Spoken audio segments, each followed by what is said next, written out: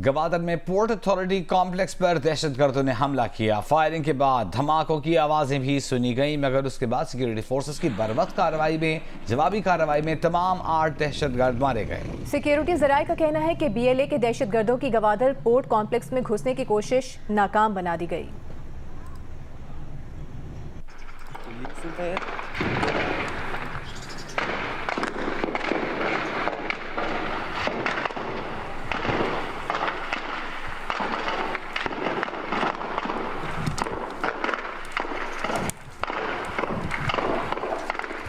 गवादर में port authority complex पर दहशतगर्दों ने हमला किया और फायरिंग के बाद धमाकों की आवाज़ें भी सुनी गई हैं, मगर उसके बाद सिक्योरिटी फोर्सेस ने बर्वक्त कार्रवाई करते हुए तमाम 8 दहशतगर्दों को मार दिया। सिक्योरिटी जराये का कहना है कि BLA के दहशतगर्दों की गवादर पोर्ट कॉम्प्लेक्स में घुसने की कोशिश को नाकाम बना दिया गया।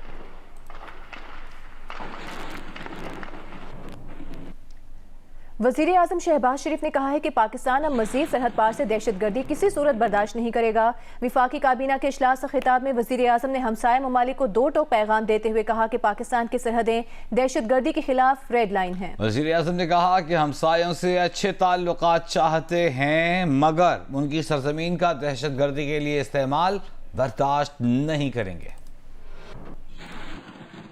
ये जो सरहद पार से जो दहशतगर्दी हो रही है, इसको अब हम मज़ीद इसको बर्दाश्त नहीं कर सकते। पाकिस्तान की सरहदें दहशतगर्दी के ख़िलाफ़ रेड लाइन है और हम अपने हमसाया बरादर ममालिक के साथ इंतहाई अमन के माहौल में रहना चाहते हैं। अगर हमसाया मुल्क की ज़मीन दहशतगर्दी के लिए इस्तेमाल होगी तो ये अब काबिल बर्दाश्त नहीं है और ये बात बड़ी वाज़े रहनी चाहिए कि we will not tolerate any kind of terrorism from across the border under no circumstances.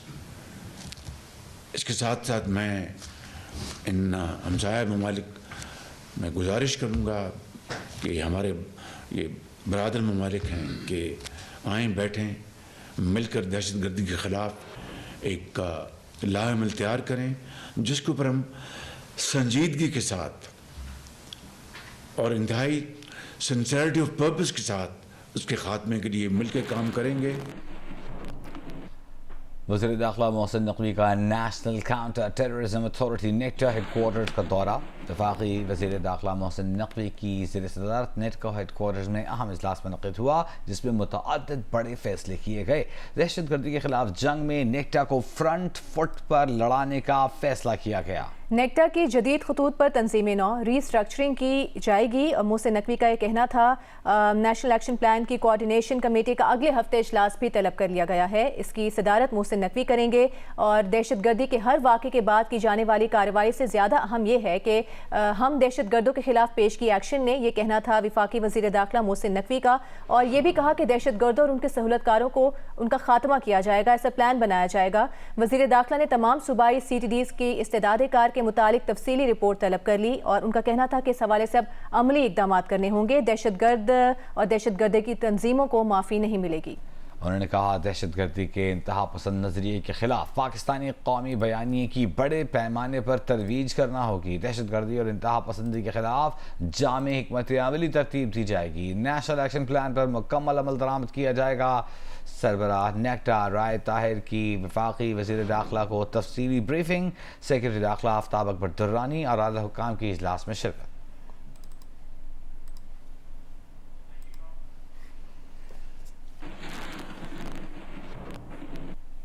बानी PTI इमरान खान ने कहा है कि ये हुकूमत 5-6 माह से ज्यादा नहीं चलेगी। पीपल्स पार्टी को पता है कि ये सेटअप नहीं चलेगा, इसीलिए काबीना का हिस्सा नहीं बनी है। अरियाला जेल में सहाफ़ियों से गुफ्तगू करते हुए इमरान खान ने कहा कि IMF के प्रोग्राम से मुल्क में महंगाई का तूफान आएगा। निगरान हुकूमत, इलेक्शन कमीशन और इस्टेब्लिशमेंट सब एक ही हैं, सब कुछ झूठ पर चल रहा है। चीफ इलेक्शन कमिश्नर इंतहाई झूठा शख्स है। बानी PTI ने यह भी कहा कि PTI और फौज के दरमियान इख्तलाफात पैदा करने की कोशिशें की जा रही हैं। पहले भी उनकी तरफ से कोई इशू नहीं था, दूसरी तरफ से उनके नाम पर कांटा लगाया गया। General Bajwa core commanders conference में कहता था कि इमरान खान जनरल फैज़ को आर्मी चीफ बनाना चाहता है। जनरल फैज़ को आर्मी चीफ बनाना उनके वहमो गुमान में भी ना था। सदर ममलिकत ने जुडिशल मिसकॉन्डक्ट के मुर्तकब करार पाने वाले मुज़ाहिर अली अकबर नकवी को बरतरफ करने की मंजूरी दे दी है। और इसके बाद वजारत कानून ने मज़ाहिर नकवी की बरतरफी का नोटिफिकेशन जारी कर दिया है। नोटिफिकेशन के मुताबिक सुप्रीम जुडिशल काउंसिल ने मज़ाहिर नकवी को जुडिशल मिसकॉन्डक्ट का मुर्तकब करार दिया है। मज़ाहिर नकवी के बतौर जज मुस्ताफ़ी होने का नोटिफिकेशन भी वापस ले लिया गया है।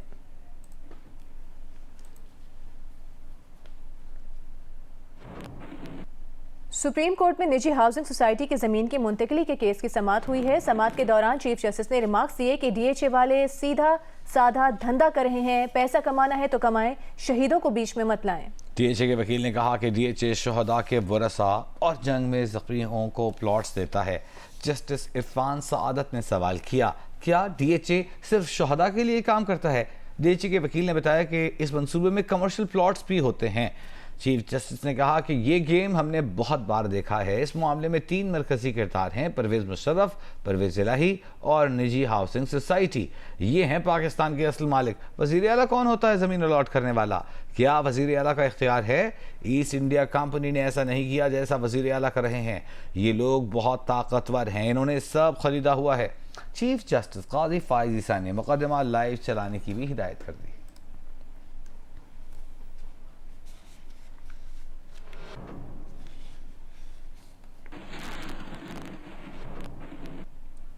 सुप्रीम कोर्ट में कासिम सूरी के हल्के में दोबारा इंतखाब के केस में चीफ जस्टिस और कासिम सूरी की वकील नईम बुखारी के दरमियान दिलचस्प मुकालमा हुआ। नईम बुखारी ने अदालत से इस्तदा की कि अगली तारीख ईद के बाद रखते तो बेहतर होगा, जिस पर चीफ जस्टिस ने कहा कि वो पहले ही लिखवा चुके हैं कि समाअत ईद उल फितर के बाद होगी, जिस पर नईम बुखारी ने कहा कि ये बहुत ही अच्छा फैसला है, अगर समाअत ईद उल अज़हा के बाद रख लें तो और अच्छा होगा।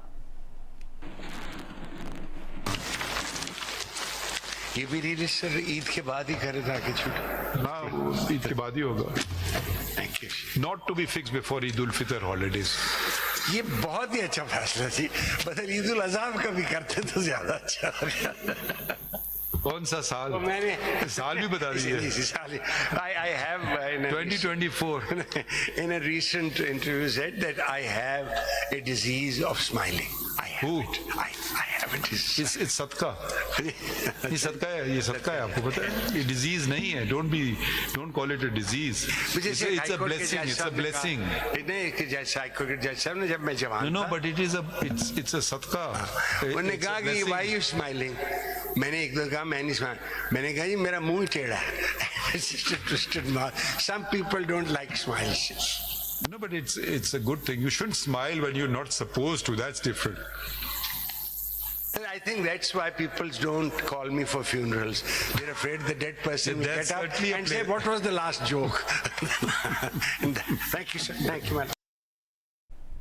अभी आपको बताएंगे सिंध हुकूमत ने वफाकी हुकूमत की जानिब से आईजी सिंध के तकर्रुम में ताख़ीर पर तहफ़्फ़ुज़ात का इजहार करना शुरू कर दिया है। इस बारे में तफसील जानेंगे। जी न्यूज़ कराची के ब्यूरो चीफ तारिक मोइन सिद्दीकी हमारे साथ मौजूद हैं। जी तारिक, बताइएगा क्या तहफ़्फ़ुज़ात सामने आ रहे हैं सिंध हुकूमत की जानिब से?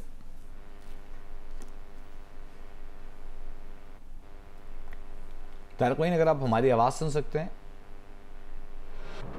सिंध हुकूमत ने वफाकी हुकूमत की जानिब से आईजी सिंध के तकर्रुर में ताख़ीर होने पर तहफ़्फ़ुज़ात का इजहार शुरू कर दिया। तारिक, बताइएगा किन तहफ़्फ़ुज़ात का इजहार किया गया है? जी देखिए, आज वज़ीर दाखिला सिंध जो हैं ज़ियाल अंजार साहब, उनकी जानिब से एक बयान जारी किया गया जिसमें ये कहा गया है कि सिंध में अमन व अमान के जो मसाइल पैदा हो रहे हैं उसकी वजह यह है कि वफाक ने जो वादा किया था सिंध हुकूमत के साथ वो पूरा नहीं किया गया है और इस सिलसिले में आईजी सिंध को तब्दील किया जाना था, लेकिन अब तक वो तब्दीली नहीं की गई है। इन तहफ़्फ़ुज़ात का इजहार किया गया और इस बारे में कहा है उन्होंने कि जो स्ट्रीट क्राइम और इसके अलावा कच्चे के इलाके में डाकुओं के जानिब से जो वारदातें हो रही हैं और इस सिलसिले में जो उनको हिकमत अमली बनानी है, जो इक़दामात करने हैं, उस सिलसिले में उन्हें बज़ाहिर ऐसा लगता है कि जो रुकावट है वो शायद आईजी सिंध को वो ये तासुर दे रहे हैं कि आईजी सिंध की वजह से वो सारी चीज़ें नहीं हो पा रही हैं। तो इस सिलसिले में उन्होंने आज बाकायदा एक बयान। शुक्रिया आपका तारिक इस तफसील के लिए।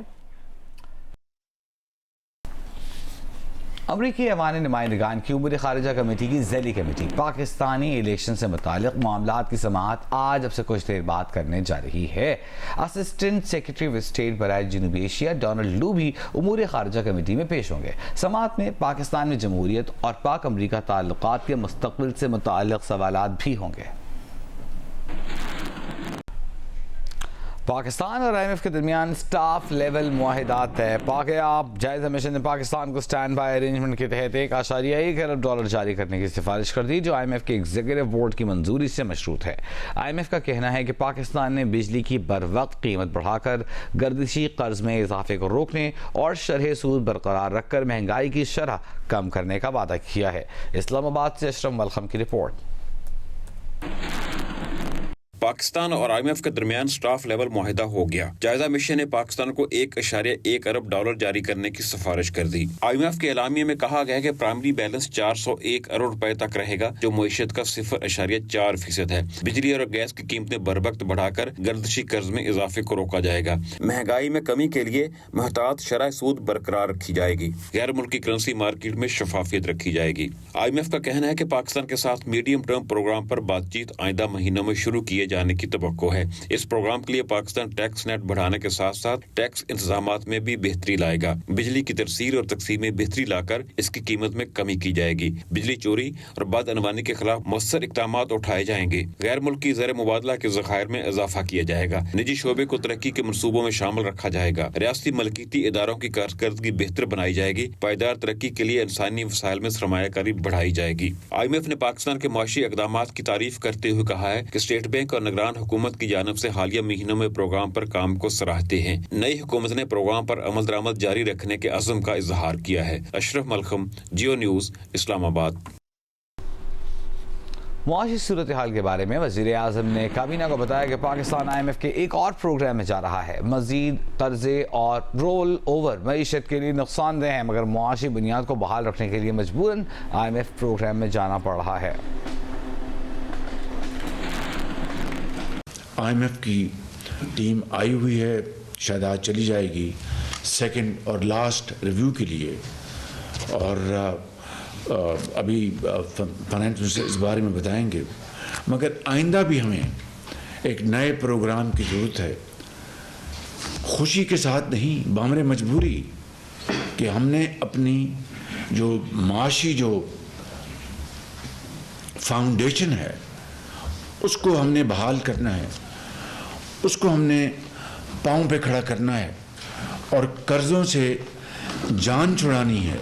ये लोन के रोल ओवर्स और मज़ीद कर्ज़े ये पाकिस्तान के लिए इंतहाई नुकसानदेह हैं, और हमारा ये एक कॉन्शियस फैसला है कि हम अब मज़ीद कर्ज़े लेने से इंतहाई कोशिश करेंगे कि कम से कम इसमें हम कर्ज़े लें जहाँ पर उसके अलावा कोई और हमारा गुजारा नहीं है, और आहिस्ता आहिस्ता इंशाल्लाह हम कर्ज़ों से जान छुड़ा लेंगे।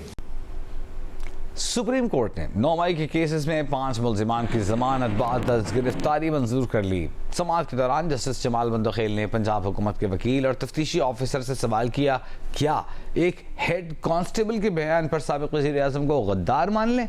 खुदा का खौफ करें, किस तरफ चाह रहे हैं? असल दहशतगर्दों को पकड़ते नहीं, रैलियों वालों के पीछे लगे हुए हैं। क्या आपको पता है कि दहशतगर्दी की दफात किन हालात में लगाई जाती है? रैलियाँ निकालना दहशतगर्दी कैसे हो गई? पंजाब हुकूमत के वकील ने जवाब दिया, मुल्जिमान ने अपने लीडर की गिरफ्तारी पर साजिश के तहत हसास इदारों पर हमले किए, पेट्रोल बम बरामद हुए, फायरिंग का भी इल्ज़ाम है। जस्टिस हसन अजहर रिजवी ने सवाल किया, जिन मुल्जिमान पर फायरिंग का इल्ज़ाम है उनसे कोई असलहा बरामद हुआ?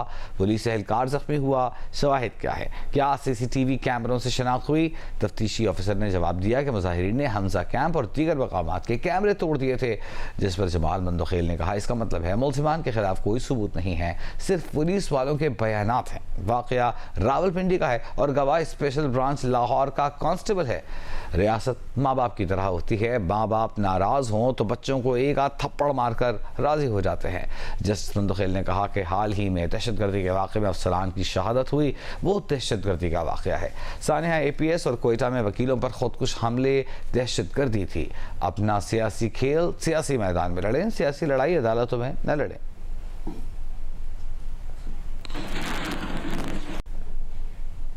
कनकोट में डाकुओं के हाथों प्राइमरी टीचर अल्लाह रखियो नंदवानी के कत्ल का मुकदमा दर्ज कर लिया गया। मुकदमा थाना करमपुर बिजरानी में मकतूल अल्लाह रखियो के भाई मौला बख्श की मुद्दईयत में दर्ज किया गया। FIR में दहशतगर्दी की दफात शामिल की गई हैं, जिसमें 5 मालूम और 2 नामालूम मुलजिम नामजद हैं। प्राइमरी टीचर अल्लाह रखियो नंदवानी के कत्ल का कोई मुलजिम तो हाल गिरफ्तार नहीं हो सका। पुलिस का कहना है कि अल्लाह रखियो नंदवानी के कत्ल में डाकू सद्दाम नंदवानी का गैंग मुलव्वस है।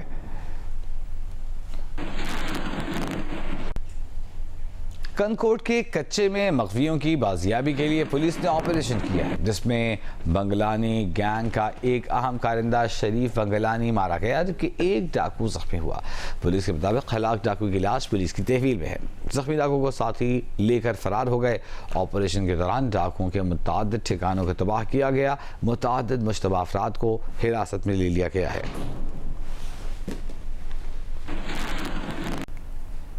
वज़ीर आला खैबर पख्तूनख्वा अली अमीन गंडापुर ने कहा है कि अवाम रिश्वत मांगने वाले का सर फाड़ दें। कहा कि अवाम रिश्वतखोर अफसर की शिकायत उनसे करने की बजाय रिश्वत मांगने वाले अफसर के सर पर ईंट मार दें और नाम वज़ीर आला करें। ये बात उन्होंने दिया खान में गांव सैयद अलिया के में लोगों से खिताब के दौरान कही। लाहौर हाई कोर्ट में नवाज शरीफ की तस्वीर सरकारी राशन के थैले से हटाने की दरख्वास्त की समाअत हुई है। लाहौर हाई कोर्ट ने शहरी की दरख्वास्त पर पंजाब हुकूमत को नोटिस जारी कर दिया है। जस्टिस शाहिद करीम ने नवाज शरीफ की तस्वीर फौरी हटाने की दरख्वास्त मुस्तरद कर दी है। दरख्वास्त में मौक़िफ़ इख्तियार किया गया है कि सरकारी खजाने को ज़ाती तशहीर के लिए इस्तेमाल नहीं किया जा सकता।